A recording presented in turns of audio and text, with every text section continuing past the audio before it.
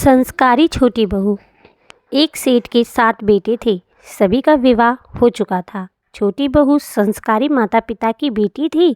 बचपन से ही अभिभावकों से अच्छे संस्कार मिलने के कारण उसके रोम रोम में संस्कार बस गया था। ससुराल में घर का सारा काम तो नौकर चाकर करते थे। जेठानियाँ केवल खाना बनाती थी, उसमें भी खटपट होती रहती थी। छोटी बहू को संस्कार मिले थे कि अपना काम स्वयं करना चाहिए और प्रेम से मिलजुल कर रहना चाहिए। अपना काम स्वयं करने से स्वास्थ्य बढ़िया रहता है। उसने युक्ति खोज निकाली और सुबह जल्दी स्नान करके शुद्ध वस्त्र पहनकर पहले ही रसोई में जाकर बैठी। जेठानियों ने टोका, लेकिन उसने प्रेम से रसोई बनाई और सबको प्रेम से भोजन कराया। सभी ने बड़े प्रेम से भोजन किया और प्रसन्न हुए। इसके बाद सास छोटी बहू के पास जाकर बोली, बहू तू सबसे छोटी है, तू रसोई क्यों बनाती है? तेरी 6 जेठानियाँ हैं, वह खाना बनाएंगी। बहू बोली, माँ जी कोई भूखा अतिथि घर आता है तो उसको आप भोजन क्यों कराती हैं? बहु शास्त्रों में लिखा है कि अतिथि भगवान का रूप होता है, भोजन पाकर वह तृप्त होता है तो भोजन कराने वाले को बड़ा पुण्य मिलता है। माँ जी, अतिथि को भोजन कराने से पुण्य होता है तो क्या घर वालों को भोजन कराने से पाप होता है? अतिथि भगवान का रूप है तो घर के सभी लोग भी तो भगवान का रूप है, क्योंकि भगवान का निवास तो सभी में है। अन्न आपका, बर्तन आपके, सब चीज़ें आपकी हैं। मैंने ज़रा सी मेहनत करके सब में भगवत भाव रखकर रसोई बनाकर खिलाने की थोड़ी सी सेवा कर ली तो मुझे पुण्य मिलेगा कि नहीं? सब प्रेम से भोजन करके तृप्त और प्रसन्न होंगे तो कितनी खुशी होगी। इसीलिए माँ जी आप रसोई मुझे बनाने दें, कुछ मेहनत करूँगी तो स्वास्थ्य भी अच्छा रहेगा।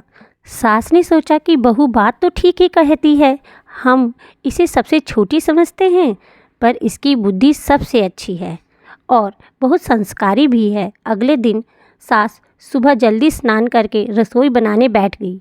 बहुओं ने देखा तो बोली, माँ जी आप क्यों कष्ट करती हैं? सास बोली, तुम्हारी उम्र से मेरी उम्र ज़्यादा है, मैं जल्दी मर जाऊंगी, मैं अभी पुण्य नहीं करूंगी तो फिर कब करूंगी?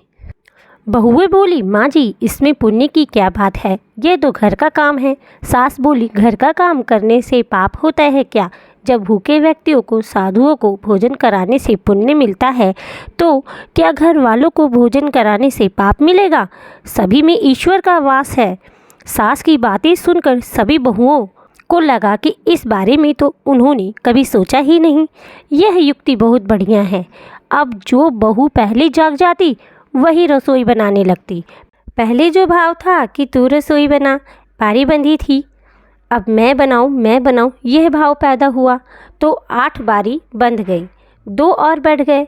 सास और छोटी बहू काम करने में तू कर इससे काम बढ़ जाता है और आदमी कम हो जाते हैं, पर मैं करूं इससे काम हल्का हो जाता है और आदमी बढ़ जाते हैं। छोटी बहू उत्साहित थी, सोचा कि अब तो रोटी बनाने में चौथे दिन बारी आती है, फिर क्या किया जाए। घर में गेहूँ पीसने की चक्की थी, उसने उससे गेहूँ पीसना शुरू कर दिया। मशीन की चक्की का आटा गरम गरम बोरी में भर देने से जल जाता है, उसकी रोटी स्वादिष्ट नहीं होती, जबकि हाथ से पीसा गया आटा ठंडा और अधिक स्वादिष्ट होता है तथा उसकी रोटी भी स्वादिष्ट होती है। छोटी बहू ने गेहूँ पीसकर उसकी रोटी बनाई तो सब कहने लगे कि आज तो रोटी का जायका बड़ा विलक्षण है। सास बोली, बहू तू क्यों गेहूँ पीसती है, अपने पास पैसों की कमी है क्या? माँ जी हाथ से गेहूँ पीसने से व्यायाम हो जाता है और बीमारी भी नहीं होती। दूसरे रसोई बनाने से भी ज़्यादा पुण्य गेहूँ पीसने से होता है। सास और जेठानियों ने जब सुना तो उन्हें लगा कि बहू ठीक ही कहती है। उन्होंने अपने अपने पतियों से कहा, घर में चक्की ले आओ, हम सब गेहूँ पीसेंगी।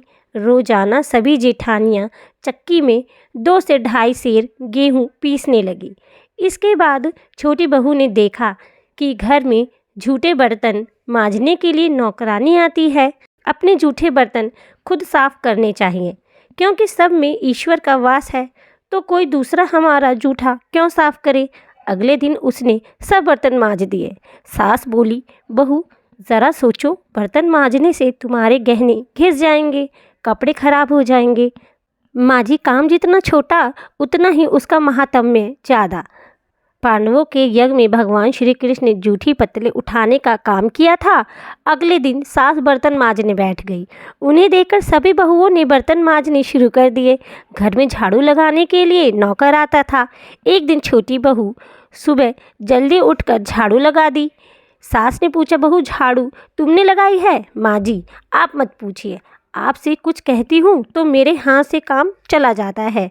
झाड़ू लगाने का काम तो नौकर का है, तुम क्यों लगाती हो? माँ जी, रामायण में आता है कि वन में बड़े बड़े ऋषि मुनि रहते थे। भगवान उनकी कुटिया में ना जाकर पहले सबरी की कुटिया में गए थे, क्योंकि सबरी रोज चुपके से झाड़ू लगाती थी, पंपा सरोवर का रास्ता साफ करती थी कि कहाँ आते जाते ऋषि मुनियों के पैरों में कंकड़ ना चुभ जाए।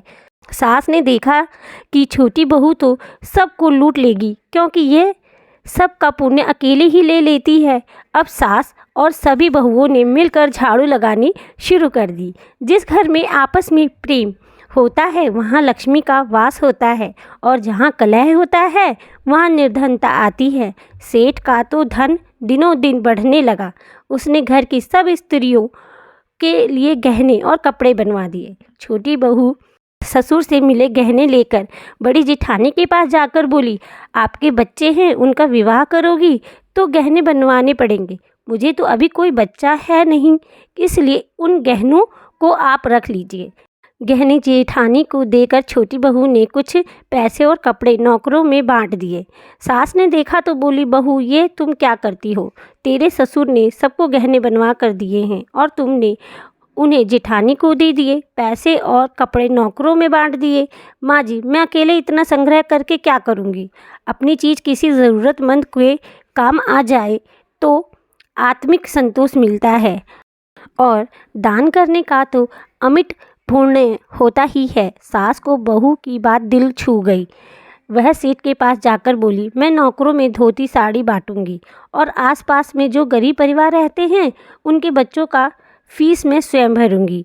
अपने पास कितना धन है, अगर ये किसी के काम आ जाए तो अच्छा है, ना जाने कब मौत आ जाए, उसके बाद ये सब यहीं पड़ा रह जाएगा। जितना अपने हाथ से पुण्य कर्म हो जाए अच्छा है। सेठ बहुत प्रसन्न हुआ।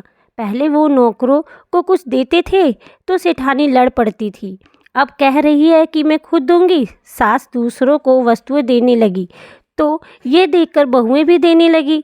नौकर भी खुश होकर मन लगाकर काम करने लगे और आस पड़ोस में भी खुशहाली छा गई।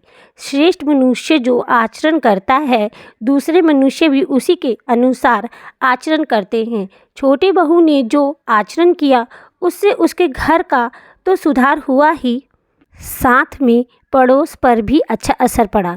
उनके घर भी सुधर गए। देने के भाव से आपस में प्रेम भाईचारा बढ़ गया। इस तरह बहू को संस्कार से मिली सूझबूझ ने उसके घर के साथ साथ अनेक घरों को खुशहाल कर दिया। उम्मीद करती हूँ आपको ये कहानी अच्छी लगी होगी। कमेंट में ज़रूर बताइएगा। वीडियो को लाइक करिएगा, चैनल को सब्सक्राइब करिएगा। कहानी सुनने के लिए धन्यवाद।